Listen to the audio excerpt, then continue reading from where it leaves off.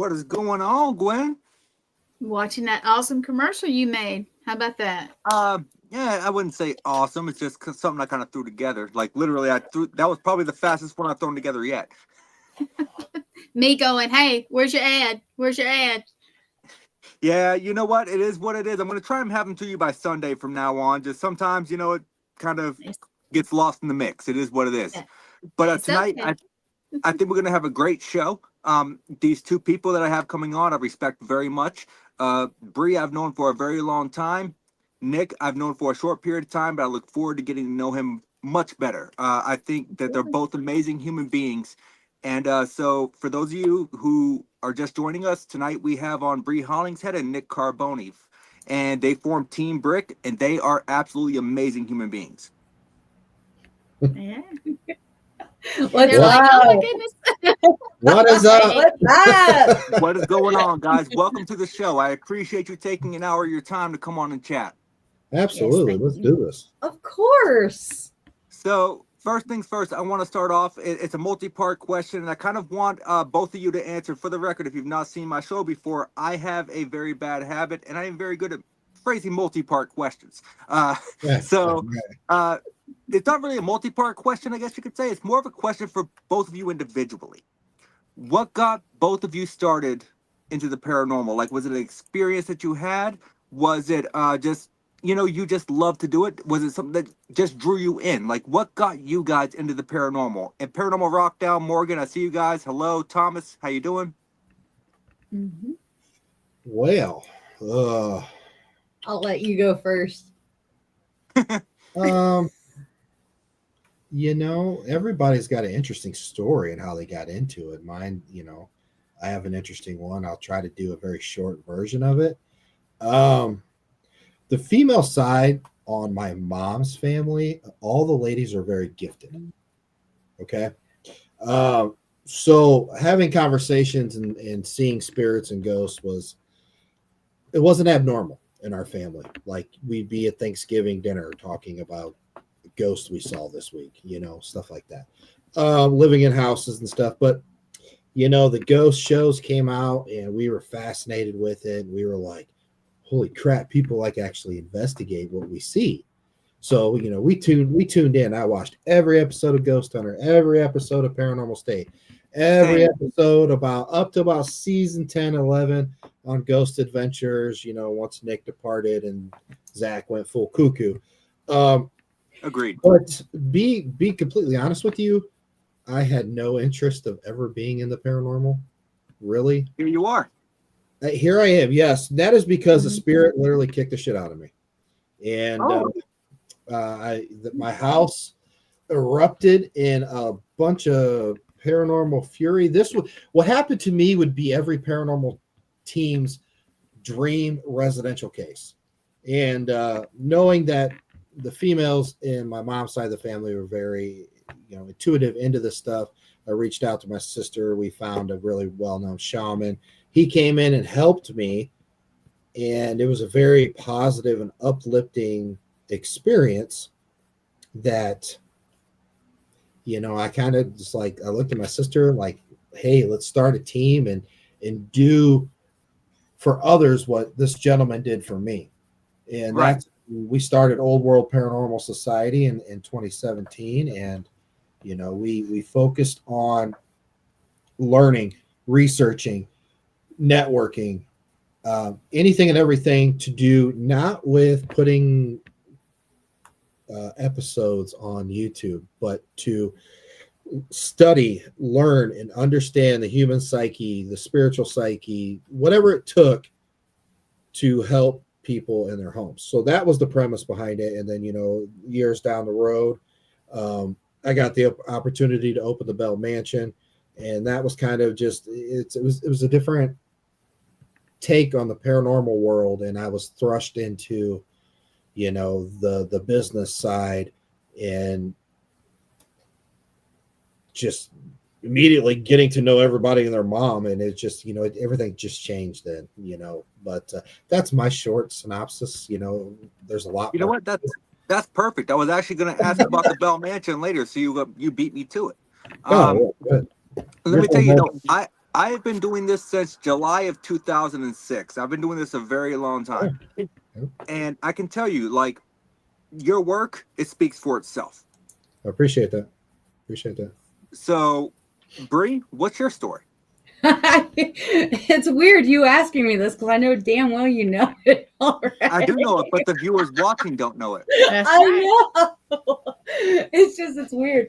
So okay, so I know you're like, wait, I know this guy. Why is he asking me this question? Well, because you're on my show. That's why. didn't I'm pretty sure I can Now, pull. babe, remember, short version.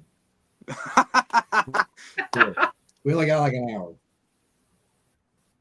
Just for that. Okay, so it happened. Okay, guys, got your drinks and your snacks. It happened one Yep. stormy evening.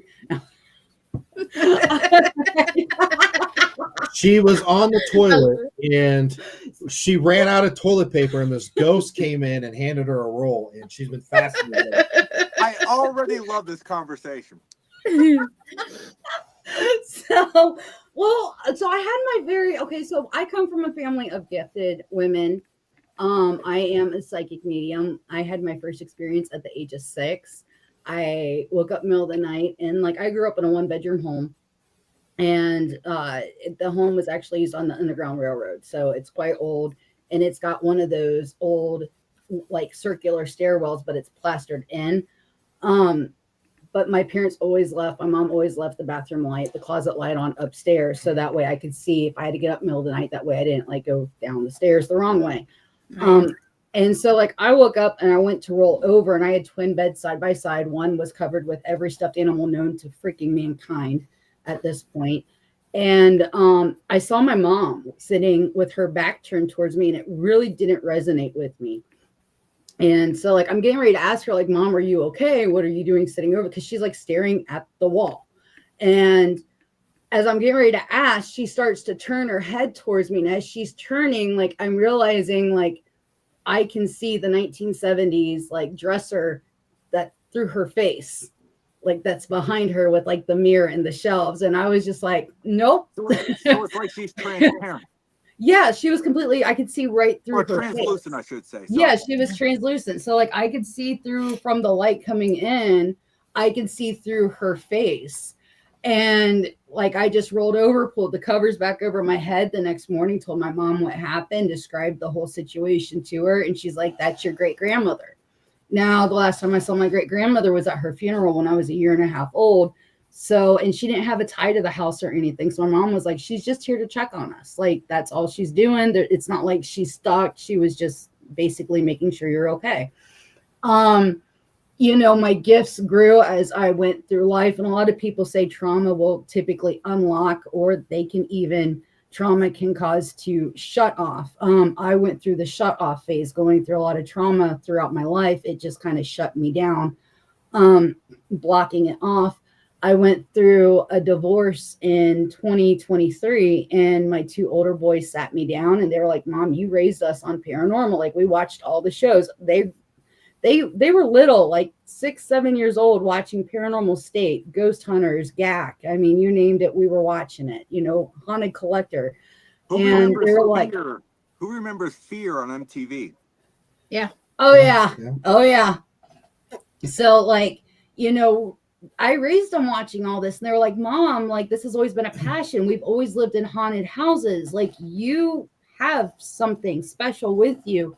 Why don't you start going to these events and like the Paracons and stuff? So I started going to them, and I actually was out going to the USS North Carolina for an event for the weekend. And I, on the way out, I stopped like right above Mount Pleasant in Ohio at a rest stop. And when I came out, I was sitting in the car smoking a cigarette and getting ready to pull out. And I hear this voice telling me, make this a road trip, make this, like, basically make it epic, you know, make this memorable, make this a road trip, have fun. And I was like, you know what? I am. So like, I went to Twitter and I started off with the Mothman, rubbed the shiny hiney, went to Sweet Springs, did a shout out for Project Fear because they were in the first season of Project Fear. It was the 2nd episode. They were releasing the sleeping arrangements at Sweet Springs that Friday. So I did my shout out to Project Fear. Excuse me. did the USS North Carolina that weekend, and on the way home, Spooky Appalachia actually started feeding me locations like, hey, check this place out. Hey, go here. And so like my first stop was St. Albans. I trespassed all over that damn property in the broad daylight. I won't lie. I stayed 10 feet away from the building at all times, but I was like in awe. I was like, oh my God, I'm like seeing the places. Like I'm here, I'm seeing the places that I raised my kids watching, you know. Saw Trans Allegheny from across the street. Holy shit, is that place fucking huge. Sorry, my language. It's massive. I was just like, there's no way. I'm trying to do a selfie because I would always post selfies. And I'm like, You can't fit the whole building. I can't, and I can't hold the phone. Like, how am I going to do this? It was quite interesting to say. And of course, Twitter, you can only post like 4 pictures. And I'm like, which one of the 500? You know?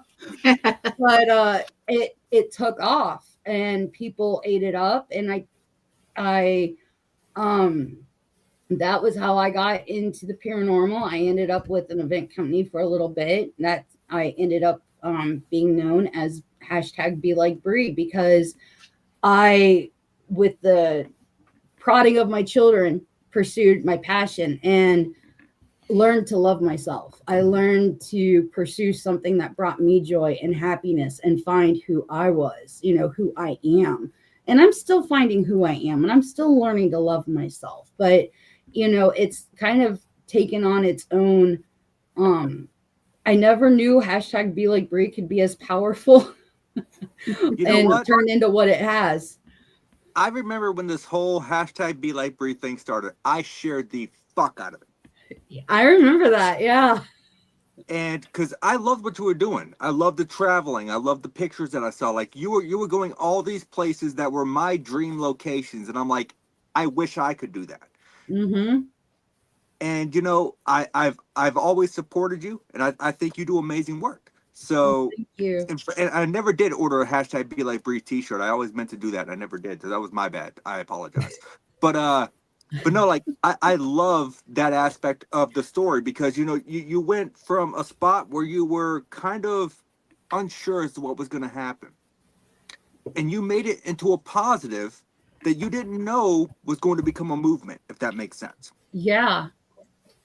It totally took on a life of its own. And I mean, for a while, I even became known for Paranormal Trip and Bree. I mean, that ended up taking after, you know, like I remember people asking, you know, how do you keep yourself safe when you go to these locations? And hell, I even went 3 weeks on the East Coast by myself, and we were supposed to meet up. We had talked about meeting up. It never happened. Yeah, it ended up falling through, but we were supposed to do that.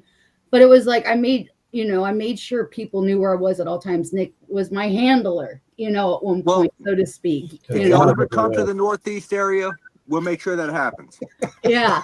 And so it's like, you know, I always made sure people knew where I was. I always thought I had my I's dotted and my T's crossed, but it's like, you know,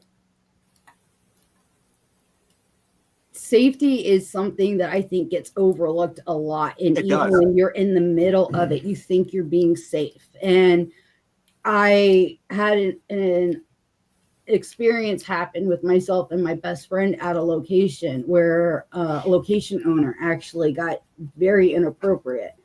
And thus, Paranormal Trip and Bree died. But #BeLikeBree will remain and will always continue, you know? So, but I mean, it's okay. Things evolve, things change. I mean, we've got a lot that we're doing now. So it is what it is. And it's like encouraging because I see a lot of younger women that, you know, messaged me and they go and they do the solo stuff now. And they say, look, you inspired me. You gave me the courage. And I think that is so amazing because, I mean, in all honesty, it's no offense, guys. It's women that run the paranormal. Thank you. You know? It's women that run I've the been saying that for years. Like, no offense, you know.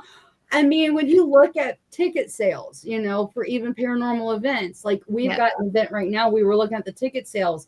99.9% of the tickets sold were female purchased. You know, it's the females that are financing the paranormal field. And it's the men that come sometimes, not all the time, but sometimes kicking and screaming because they're trying to make a wife happy, So Oh yeah, I can promise you this. Yeah. Ain't no one gonna come and pay to see this ugly face. I can promise you that. So I get it. But like it's kind of one of those things where you kind of did say something that kind of triggered me in a way, because the being inappropriate. Mhm. I have heard of so many location owners that have this habit, and so many people do not realize that this happens behind the scenes. Oh yeah. And it's sickening. And when it comes to light, so many people come forward and try to defend them and cover it up.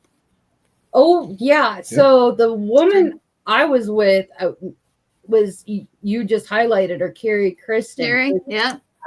I was with Carrie the night that the location owner got inappropriate with us. And so she had come into town from Iowa, and we were supposed to go to a location.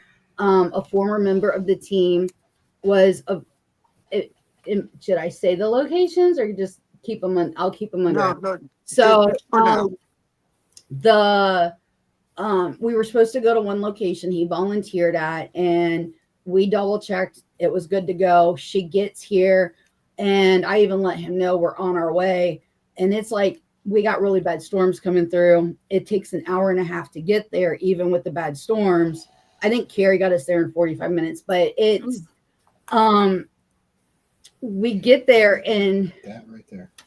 Yeah. The thing you just highlighted. Which one? This one? My viewers are mainly female. If the majority of people that have a lot of followers on their content, creators, whatever, TikTok, YouTube, this or that, you can go into your analytics and dive deep into male versus female. Then you get to female. Then you can break it down to age groups and this or that. Every time, 3/4 it's going to be female. Oh yeah. Interesting. Oh yeah. I've never looked into that. Like I might have like a higher percentage in some areas where it's men, but when it comes to like paranormal stuff that I post, even being a female, it's higher female that is supporting it and pushing it out. Interesting. Yeah, so that's, I wonder why that is. I think it goes back to the females. I think more females. Okay, as a mom, we've got that. Females in general are more spiritual. We've got that More intuition. gifted. That's so good. They are quicker to dive towards the paranormal, the metaphysical, the spiritual, the witchcraft, the Wiccan, you name it.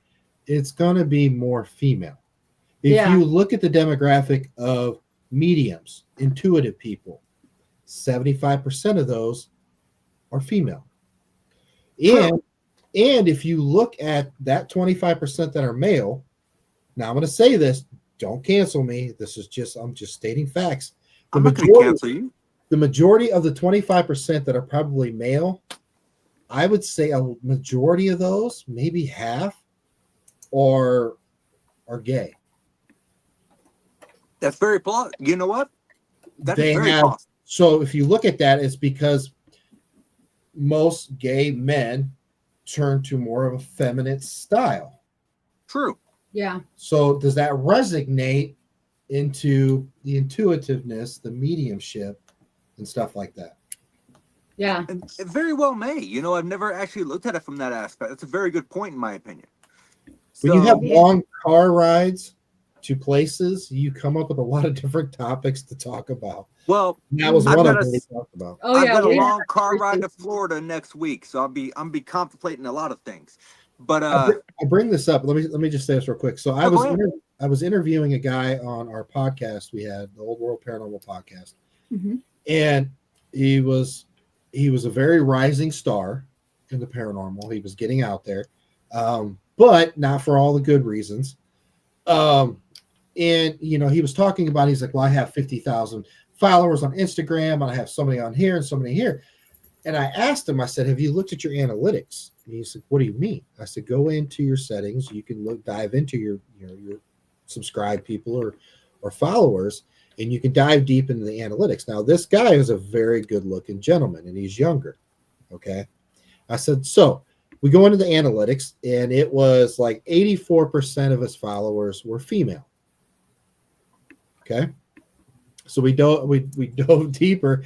I said, now on them females, let's what's the percentage of those 84% that are in the age range of 16 to 25? Okay. And he's like, okay. And he's live on this podcast, he's doing the numbers, and it was an astounding 90% of those 84% women were in the age group between 16 to 25. See, now I'm learning from you guys, and this is what I love about doing this podcast. Is if you think you know it all, then you don't belong doing stuff like this. Right. There's I always something to absolutely learn. love learning new things. Yeah. So I got a question for you, Nick, because I know that me and you are similar in that we do a lot of residential stuff. Yeah. So residential cases, they need to be handled differently than when you go into, say, a mainstream location. Let's just throw out, like, say, the Villisca Axe Murder House or the Lizzie Borden House, right? Because you're not going in to technically investigate a location. You're going in to help a family. Mm-hmm. So what would your advice be to people who are novice investigators wanting to get into this? Because I know a lot of times there's novice investigators that take a client on that owns a house, and they go in and they just make it worse. My honest suggestion to a team or an individual that really wants to get into residential cases and learn to help people, don't do it until you team up or network with somebody that has a very good background. Yes. Learn from this person or team. Okay. Mm-hmm. Shadow a couple teams, because when you think you know what you're dealing with, that's when you get slapped in the face. Absolutely. Shit goes south. I mean, guys, I've been on cases. I've been punched, scratched, forcibly ill. I've been I bitten. have ran into situations where people have been possessed and went and got weapons, and I had to vacate people, call 911. I've run into a lot of shit.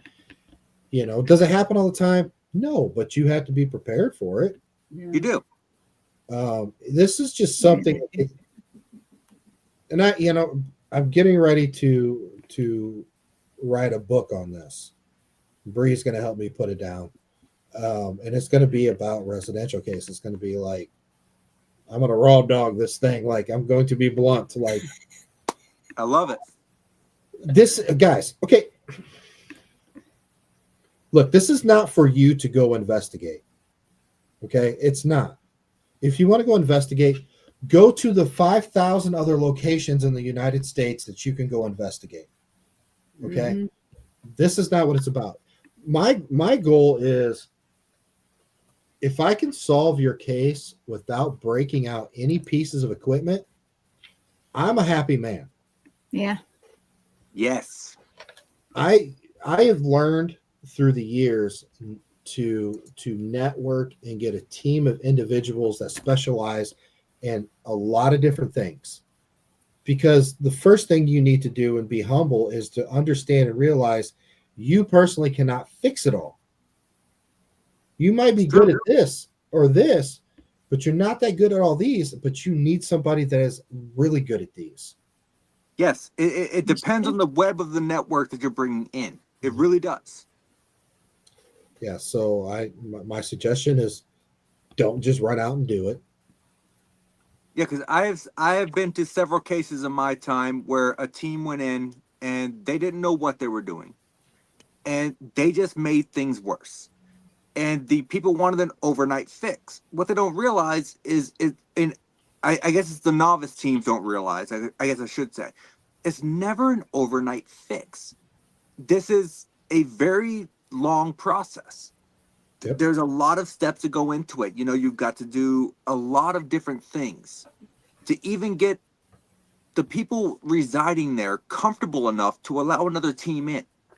Yeah, I mean, if somebody picks up the phone, I mean, you have a dad or a mother, and they have a family, they have a house, a career, they have everything. You know, the dad's goal is to be the protector and to fix everything. And it gets to a point where you have something like this situation and they can't fix it themselves, and they pick up the phone to call a paranormal team. It's no dad That's a wants to huge do deal. That It's a is huge actually. deal, you know, and Yes. you walk in acting like Zach Baggins, you know, I will say this. I will say this. And I think that's a lot of the problem right now is so many people base their investigative techniques off of what they see off of mainstream television. Yeah, they do. And to be honest with you, that is completely wrong. To me, your best tools are a notebook. Yep. Just, a notebook, your intuition, and paying attention to your surroundings and how you feel physically. If you have those three things, all the equipment aside, you might be able to come to some kind of at least an assertion to an extent of what you could be dealing with. Mm-hmm. Then that's where you bring the equipment in. And I'm not saying bring in the equipment as far as a DR60 recorder because they're pieces of shit. No one likes them. I'm sorry. I don't care. I don't understand them. They like post a clip from a DR60 Yes. and I'm like, I don't hear it. I can't understand it. They're a piece of shit recorder. Mhm. So- There's a reason they were only made for 1 year, and that's the reason. I will say this, man, and I don't know your extensive background on residential cases, but one word of advice or statement of advice or whatever, however you want to say this, when you're going into a residential case, 95% of the time, and I'm talking from a good spirit to the D word, 95% of the time, if there is a haunting, it's because of the living. I agree. Yeah. And it's because of what is going on with the living people in that house. I agree. The other 5%, it could be a passerby spirit that's stuck around. And he's like, oh, these people, I can mess with them. Those are, dude, that's like literally just show up. That spirit's going to leave. He's going to go do whatever. But Right. You need to focus not so much on the entity. If there is a haunting there, The people living. you need to understand the people. What is going on with the people? And Nick, that honestly is the best answer I've ever heard when I've asked that question. And I 150% agree with that. I've sat there at tables and I've had to ask people awful questions, has there been, You do, and it's uncomfortable. like you're a freaking therapist or something, but you're not. And you said, look, I'm not a licensed therapist. You do not have to answer my questions. But what I'm going to ask you is going to be very, very, very uncomfortable. But Yes. If you truly want to find what is going on here, these questions are relevant. Yes, the history, like the history about sexual abuse, if it's ever happened, the history about drug abuse, if it's ever happened. Yep. There's so many uncomfortable questions that you have to ask if you really want to get to the bottom of the plausibility of whether or not it's paranormal or if it's something psychosomatic, I guess you could Right. say. There's so many questions you have to ask, and they are very uncomfortable questions. And I've had multiple times in the past where people are like, well, I'm not answering that. Well, if you can't answer this, I'm sorry. I'm not trying to be a dick, but I can't help you. When a person, okay, here's a trick. If you're sitting across the table and you ask a person that particular question, and that person gets defensive and says, I'm not answering that, you can already, you don't really need to know. You can already check that yes box because Good point. they're being defensive. Like if somebody's never went through sexual trauma, their response is going to be no. But if they have, and it's still, they have not healed, like it's prevalent still in their life, they don't want to talk about it. They're going to be a little standoffish. They're going to be Right. defensive. Like, I'm not answering that. No, I love that response because you know what? Like I said, 18 years of doing this, and I just learned a new technique that I can use during my interviews. You know, Yeah, you can but always learn something new. Yeah, I you can. wish for myself, like being around this majority of my life and watching the shows, I wish I would have just jumped into it back in the early 2000s like you. I wish I would have, because I would have understood like the older mindset, the thinking, the OG way, they should say, of paranormal investigating, because society nowadays, it's all about content creating, YouTube, this and that, and it's just entertainment. Well, can I tell you that I don't respect half of the content creators out there who do it on YouTube and or TikTok, but I respect you. So, We have YouTube channels? Yeah, we do. yeah, I do Do too. I have a TikTok? Yeah, I do. 98% of, I'm not gonna say 100% of the fucking time you see Bree and I on TikTok is because we're out there having fun. Yeah. I'm Yeah. gonna be Yes, you are. I love I'm it. gonna be a complete fool. Like, I want to see all the shiny lights light up. Like, I want to see the lights.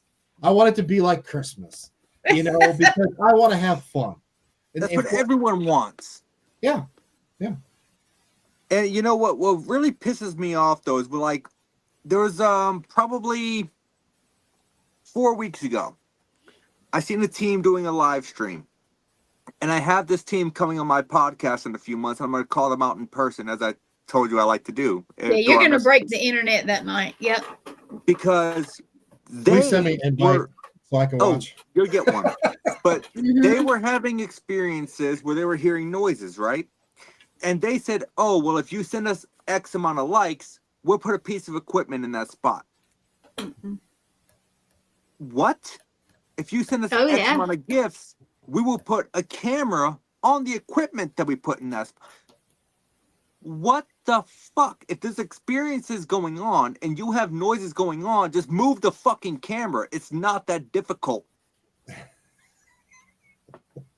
See, I was like, what the? They Yeah. don't happen to ask for llamas afterwards, did they? Not that I'm aware of, but they might have. I don't know. I think they did. I mean, a you know llama what they a day did? does keep the They demon did. away. But no, when For that whole thing 35 happened, fucking llamas, I'll fight 30 demons in this closet. Let's go. but it just Please made do no that on your sense to me. next. Yeah, Because- please do that. For someone who has been in this field for so long, people who do that shit on TikTok make this field a laughing stock. Yeah. And I fucking hate it.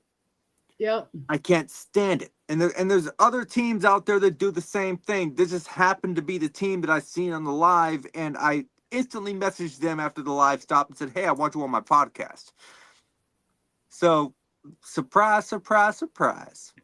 Yeah, well, see, the grand scheme of the problem, and I think what rubs people like myself and you the wrong way, is because the general public that is curious about the paranormal don't understand the difference. They don't.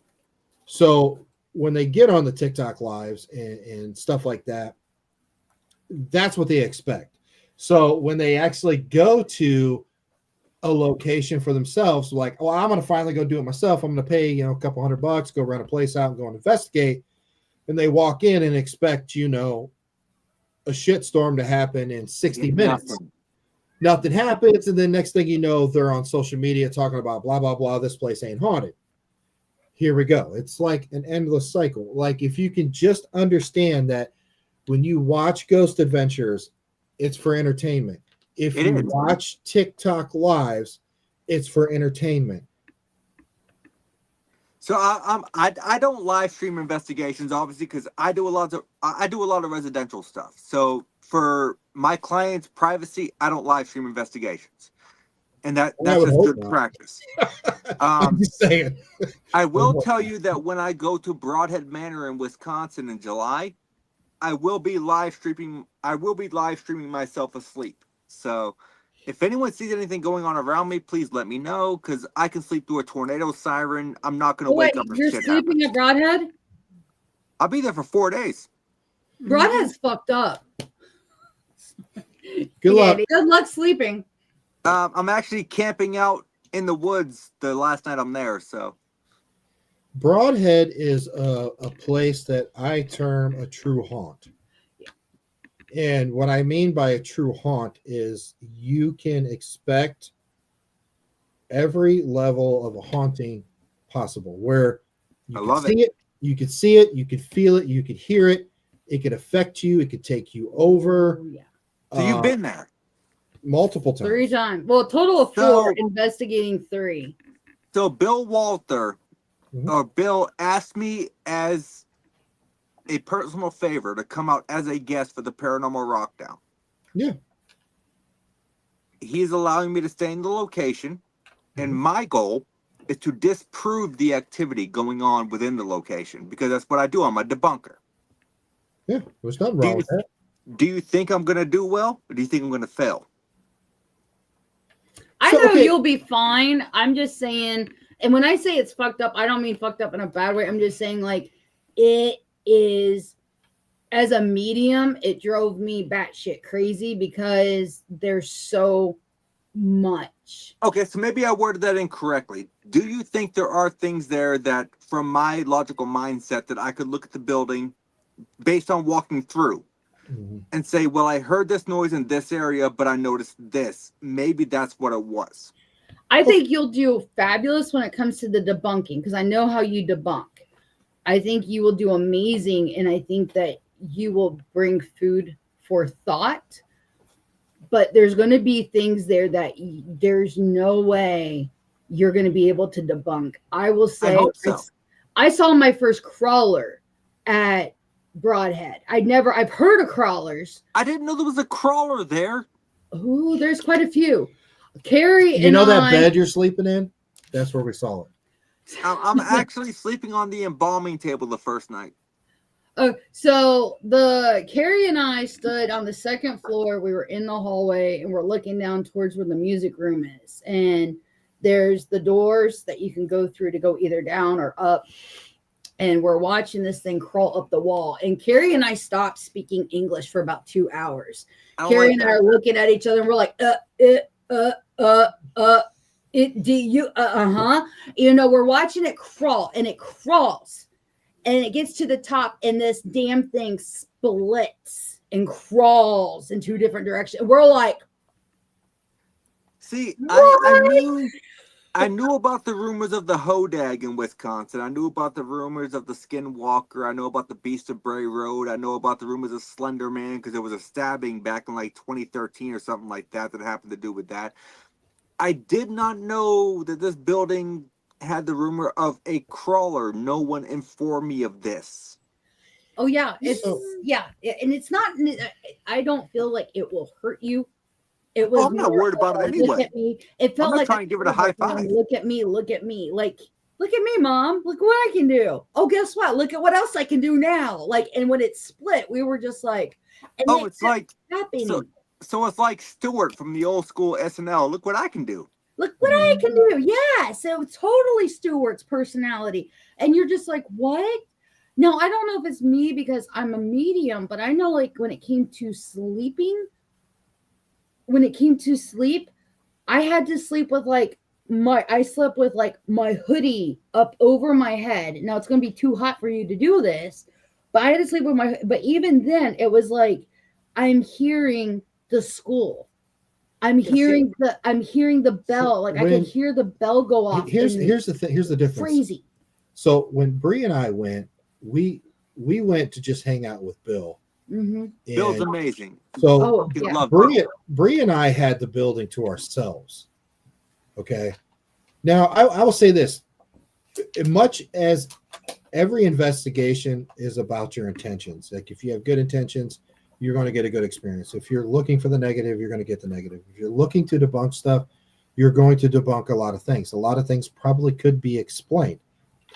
The only difference that I see with a lot of the debunkers is, and it goes for the other side of the spectrum where the people think they're experts on everything. If you go with the mindset of, I'm just going to figure everything out and X it all out, You know, a lot of the things you're going to miss. You need to Agreed. use your intuition. You need to use your body, and especially in a place like Broadhead.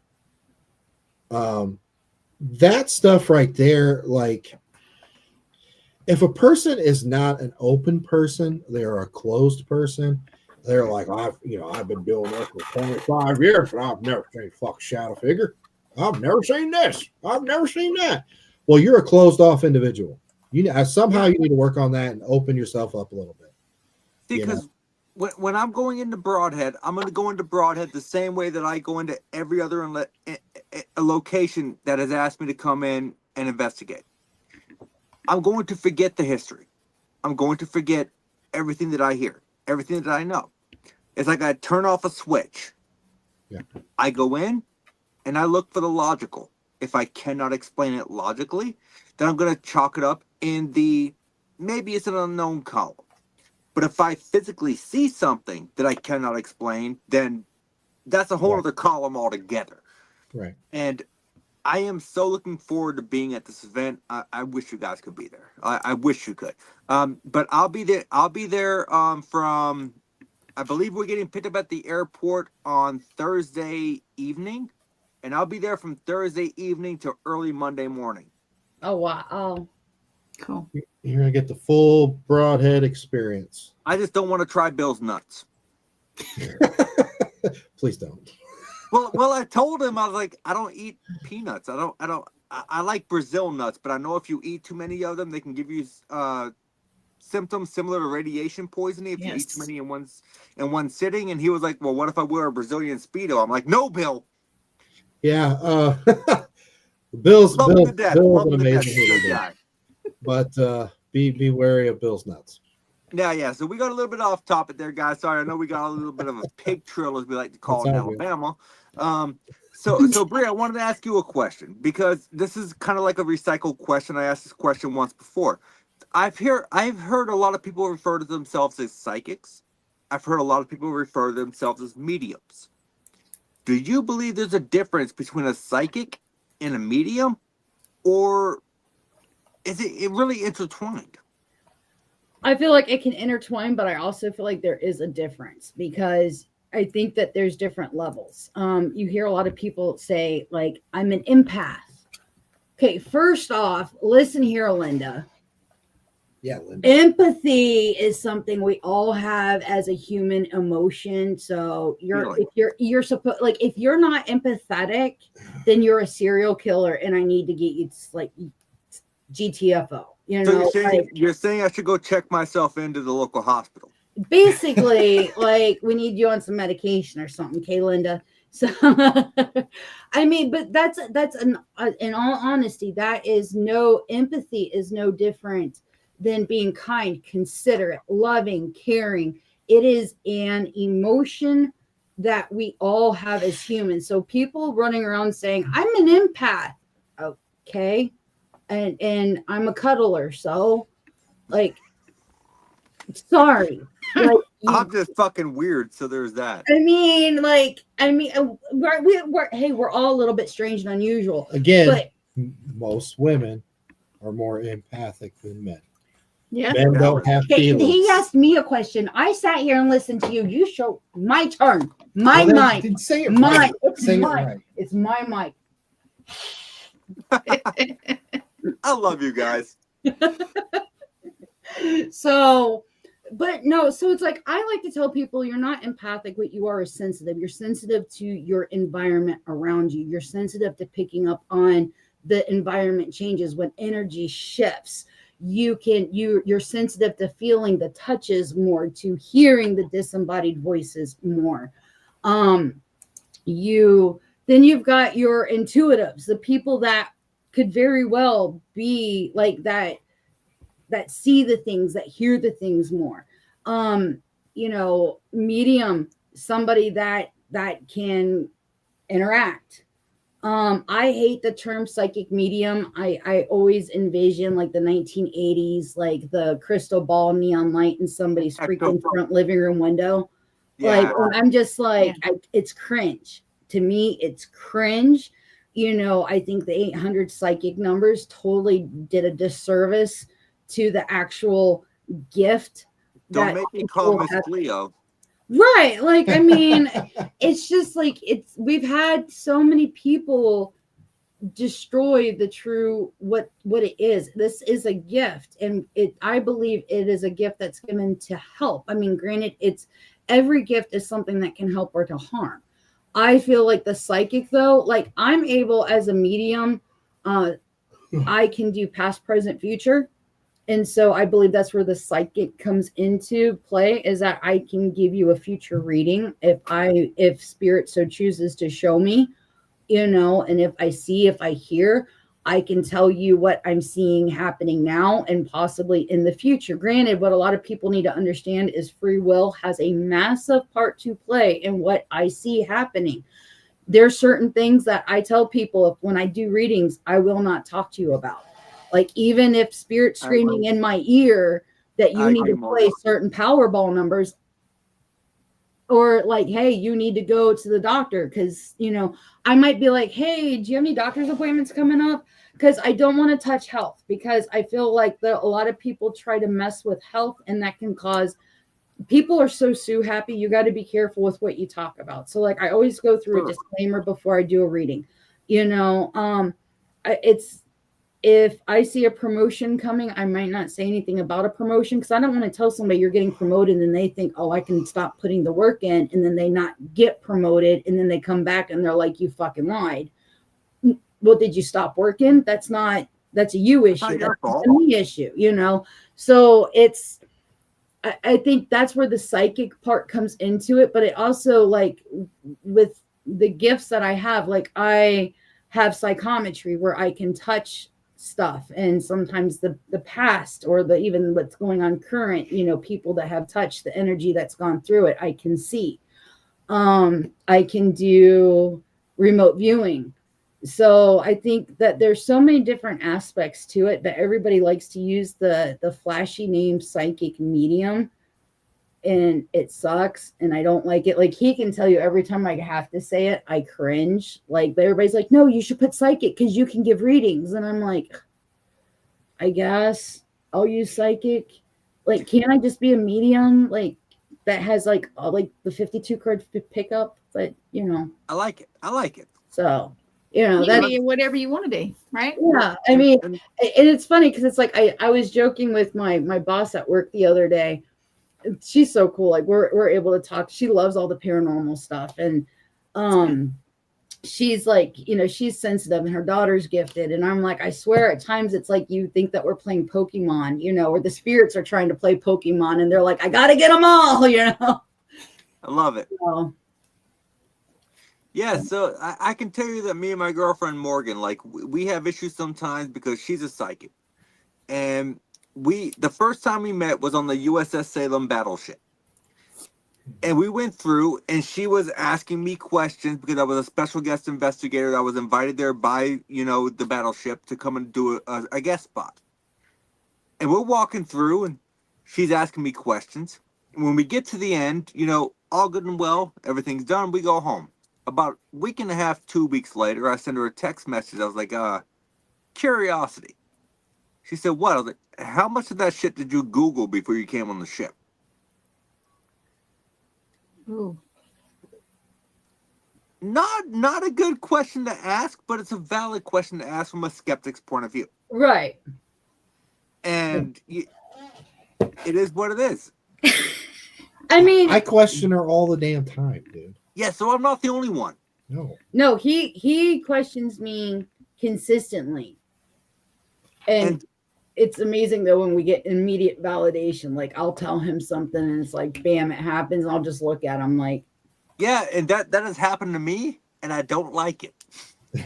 I kind of like when she says something and then it happens. I kind of get this little twitch. I'm like, yes, it's like I don't like that. It's like, oh, it makes me feel icky. Like, I mean, it's like on my end, like, because it's like I grew up with this, and like, even though I went through a part of my life where like it shut down, like I always would know things. Like, I knew when like I'll take the boys' dad for example, because it always like this was like I think like the first time when I really started seeing certain things like future things, and I didn't understand. I was like, this is so weird, but it was like it they were talking about having a family reunion camp out, and oh yeah, it's going to be amazing, and I'm like thinking to myself, but I'm not there, and I knew then like I already knew we were already going through stuff, but it was like I couldn't all of a sudden like I see bright images, like I'm seeing the camp out and how it's going to happen. And ironically, when I looked at pictures the following year that the boys showed me, it's exactly what I saw in my mind. But I was like, but I didn't see myself there. And I was like, what the hell? Like, why am I seeing? And so like that's how it started, like creeping back in, and like it would come and it would go. And you know, like for me though, like being a medium, we see things, we hear things, and Agree, Paranormal Rockdown. I agree. It's so I have a comment for that. All right. Yeah, Go ahead. and I got a few more questions for you guys. Okay, So, pull back up. if possible, could we run like Oh, 10 or yeah. 15 minutes over if you guys okay Yeah, with that? no. oh you're yeah, good. no, that's completely fine. So, Paranormal Rockdown says, I think there's too many people claim to be psychic mediums nowadays. Okay, so what happens is these people will go on investigations and they'll hear a disembodied voice, or they'll Bill joined. there's Bill. So, and they'll see a spirit, and then they automatically think they're a damn medium. Look, every single person has the opportunity to hear a disembodied voice. Every single person has the opportunity to see an apparition. It is totally different to be an actual medium, a physical medium, a clairvoyant medium, a psychic medium. And it's different. If you're a shaman, there's so many different levels where you can speak and interpret spirit. You might be a little intuitive, you might be extra sensitive, it'd be a little easier for you to receive message from spirit like that, but that does not make you a medium. Agree. So please stop. Okay, I'm done. I'm done. No, I agree with that 100%. I feel like there's a lot. Okay, a lot of people, what I think that people don't realize is that I think just about when we think about the people that have children, right? Just about all of us, our kids up to a certain age were scared of the closet or under the bed. They had something that they saw, right? But as parents, we're like, no, it's just your imagination. It's just a bad dream. Everything's okay. Go back to bed, say your prayers. Jesus is with you, right? Like there's certain things that we would do, right? And my personal belief is Bill. that We are not avoiding you, Dad, Bill. I am not avoiding you, Dad. We've I got a am lot not on our plate. I am not avoiding you at all, Dad. I miss you. Don't make me cry. But like what I think is that children are gifted. Like we're all gifted. We're all born with a very open mind, like where we can see. You know, we can see the dimensions, we can see, we can hear, we can commune, right? Like we are still new as spirit in our body. But we train children to block it off, to turn it off. It's not real. It's imaginary. It's just your imaginary friend. It's just a dream. It's this. Like we give excuses, and over time children learn to block off, right? And so a huge portion of humans have turned themselves off. We basically have programmed ourselves and our offspring to not work the way that we should with the gifts that we have. Now, over time, the people that have turned them off, things will trigger to open back up, right? Yeah. And that could be trauma. That could just be like a near-death experience. There's something in life that triggers where it opens back up. Some people don't ever really shut off. They just learn to hold it back so that way they don't scare mommy and daddy because grandma's sitting in the rocking chair in the room every night reading a bedtime story, you know, like right. They learn to hold it back. And, you know, so I don't think it's so much that, are there a lot of people that claim to be psychic mediums?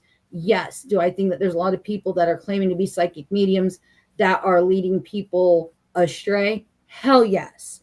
But I do believe that we all have our own special gift. We are all unique with what we are gifted to do. I don't I'm believe special. I like windows. he does have a special helmet that he has to wear. But I like windows.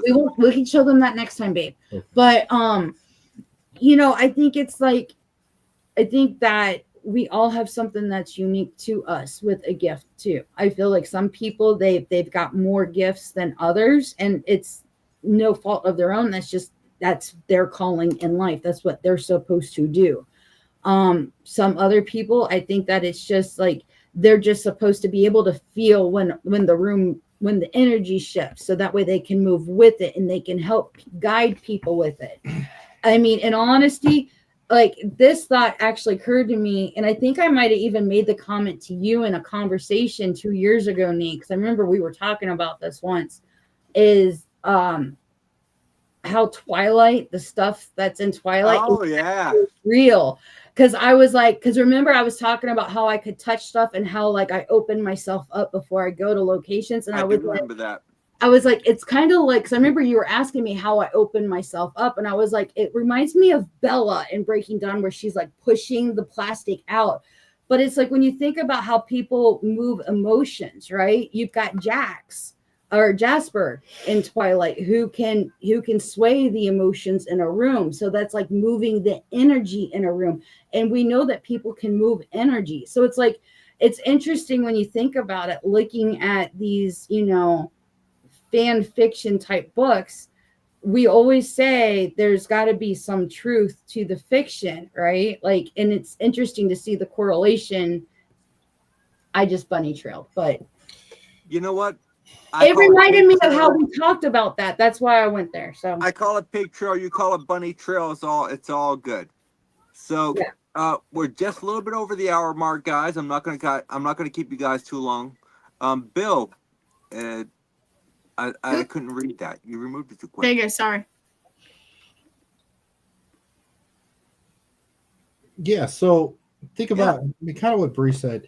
So when we're born, we're completely wide open. And as we're growing, we're learning different things. We're learning society. We're learning what mom and dad want to do. And then at a certain point, you start to reach puberty, young adolescence, and things completely change. I never hit that. And that explains a lot. think about it, like It does. on residential cases, when people talk about poltergeist activity, your next question is, okay, what children are in the house? Mm-hmm. Yes. You have teenagers in the house. Most of poltergeist activity happen from young adolescents, teenagers, because there's some chemical breakdown, energetic wise, pituitary gland, however you want to fucking shelf that thing or file it. Something happens there. Yes, work of Dr. Hans Halser. Out of all the poltergeist cases that he ever documented, 89 to 92% involved an adolescent female going through puberty. Yep. So, again, coming back to an hour ago, you know, most of your hauntings that you're dealing with has to do with the living. You need to focus on the living, not the dead part. Yes. The dead part most likely will be an easy solve. Some are not. Some it takes a hot minute and a little bit of force, but you know, and as far as intuitive people, you know, most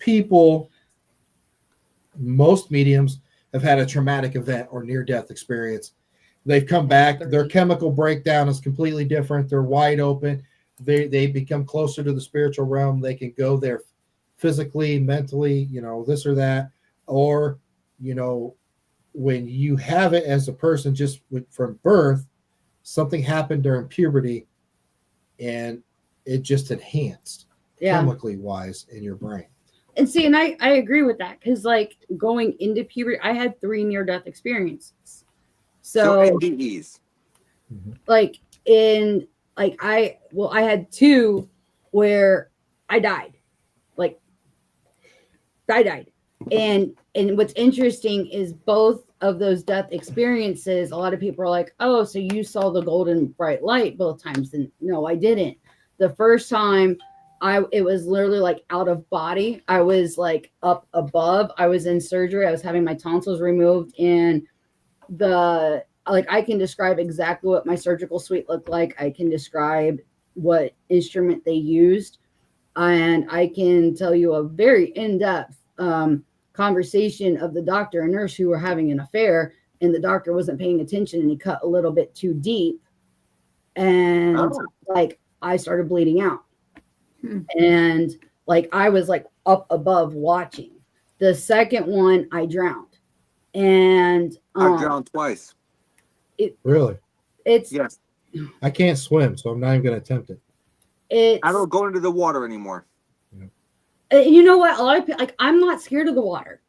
I feel more drawn to the water now, and it's so weird because it's like I had from a very young age, probably about 5 or 6, a reoccurring dream of me drowning in the basement of the house I grew up in. And because I grew up in a 1-bedroom home, and it was like because of the age of the home, it had the cellar underneath the home, and you had to go outside to go down the cellar, and that's where we had the washer and dryer. And I was So in it was the like cellar. an exterior root cellar almost. Yeah. But I kept having a dream where I was drowning in the cellar. And then I had that where I did drown. And like when I drowned, like I remember like it got to the point I couldn't hold my breath anymore. And I was like, here, I remember thinking, this is how I died. And I just took a deep breath in of water, and it was like all the flash images. And I was mad, like, this is how I'm dying, because I jumped into a pool to save somebody. I was a junior lifeguard at the time, and she grabbed me by my hair. I didn't have enough time to pull my hair up, and my hair was long enough to sit on. She wrapped my hair around her hands, and like she pushed me down and stood on my shoulders. People thought we were playing chicken. They didn't realize. They thought we were just goofing off, playing around. They didn't realize like I was drowning under her. Well, and at least we both had a similar experience as far as jumping into a pool. yeah. Mine, I was jumping on a trampoline, and I watched my brother at the time, who was my older brother, so he was jumping into the in-ground pool. And so, of course, I wanted to impress him and his friends because I'm the younger kid. Halfway through my trip from the trampoline to the pool, I remember that I couldn't swim. Oh. So I turn around and try to do the Scooby-Doo thing in the air where you run it. For the record, that shit does not work. Oh God. My whole body went into the pool besides my face. Wow. Here, I still have a permanent scar here, and my jaw was stapled shut. Broke my jaw. Luckily, my father did CPR. And the second time I almost drowned, I was caught in an undertow at Panama City. Oh God. That's just scary. The undertows ain't no joke. Yeah. But guys, I know we're running a little bit late. I don't want to keep you guys too much longer, so I have a typical set of questions I like to end my podcast on. I'll let you guys plug your stuff. So first question: if you had the opportunity to investigate any location on your bucket list, and you can both answer separately, it doesn't have to be a joint answer, okay? What would be your bucket list location that you've never been to? Go ahead. I'm thinking. I wonder if you've ever got this. You asked this question a lot, so I wonder if you ever get this answer. Actually, you guys are episode like 8, so I've not asked it a lot. Okay. My bucket list to investigate, but it'll never happen, would be the Vatican. Oh, yeah. Oh, good choice. Very good. The underground vaults, the stuff they have All down of it. here. All of it. The whole grounds, the underground. Yes, everything. I love that answer. Bree. What about Winchester Abbey? Oh, great. England? Yeah, where everybody's buried. That's a great choice. I love that. So we got the Vatican. We got Winchester Abbey. So if you could choose one person, doesn't have to necessarily be involved in the paranormal, alive or dead, who are you taking with you?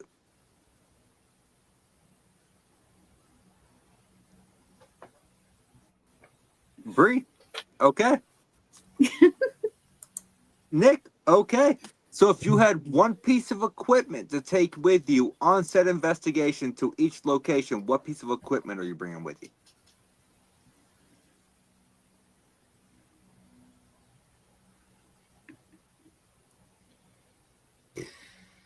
Man, it's a toss-up between a portal box or an EVP recorder, but I would probably do the EVP recorder because it'd be easier to walk around with it. Love it.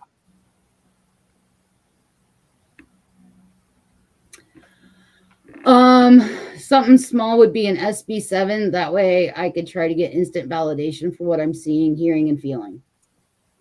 That's a great answer. Yeah. Great answer. So, guys, I know we went a little bit over the hour.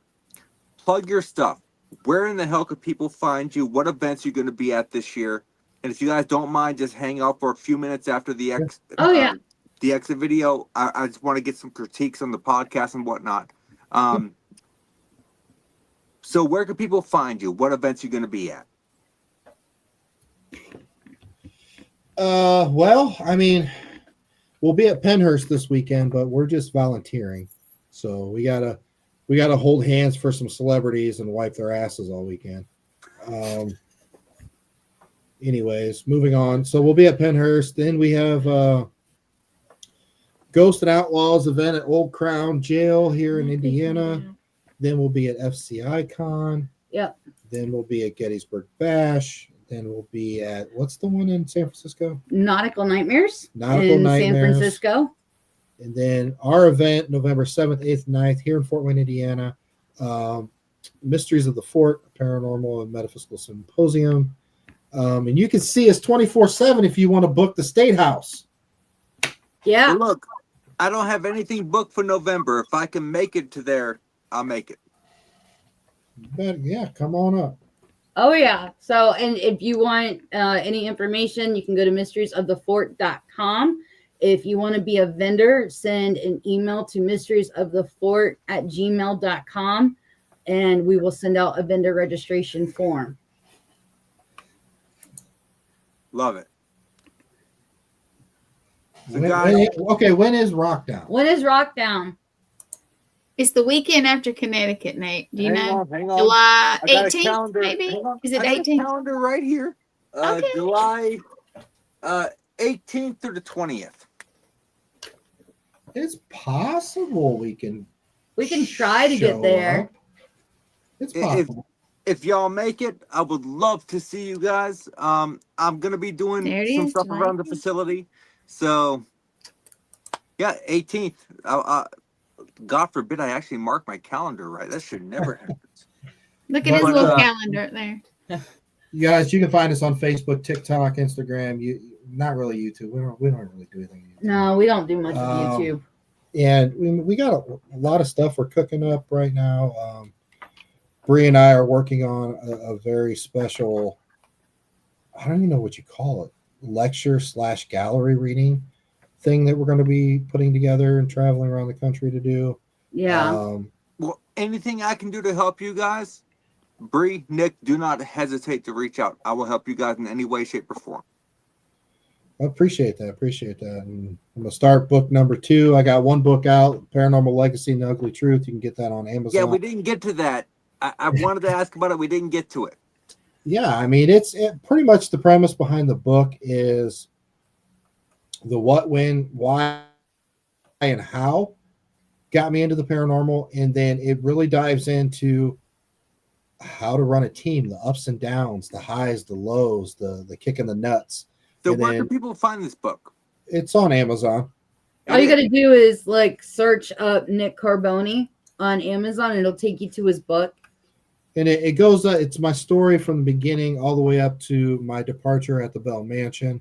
And it explains how the Bell Mansion started, the whole 9 yards, like everything's in there. I will be buying that shit this weekend. I appreciate it. And if it feels easy to read and it's very good, it's because Bree did it. I did the editing. So look, but yeah, I mean, I have made my way through some painstaking books.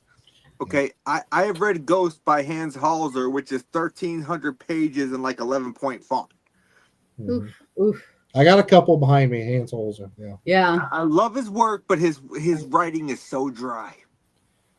He does not get the credit like Lorraine and Ed do. No, and he was the original Ghost Hunter. Like, he had the original TV show on the BBC.